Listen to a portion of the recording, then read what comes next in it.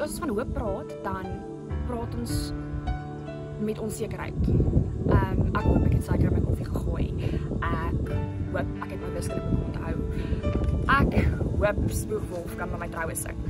Maar dit is nie die Bybelse definisie van hoop nie. Wanneer ons sê hoop op God, beteken dit verwag groot dinge van God. Ons begeer nie net dat goeie dinge in die toekoms gaan gebeur nie. Ons verwag dat dit gaan gebeur. Ons moet vertrou dat dit gaan gebeur. Maar in die alledaagse lewe word hoop misplaas.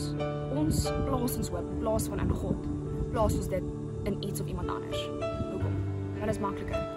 Ons slaap beter om te weet dit is in iemand se hande wat tasbaar en sigbaar is.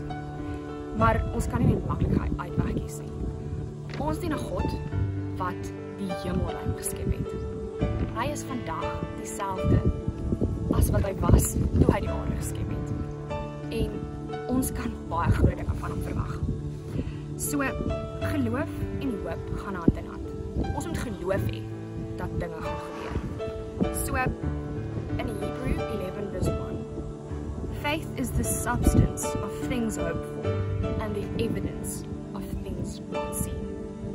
Dit is wat ons weet, geloof en hoop beide is kwark vir sukses.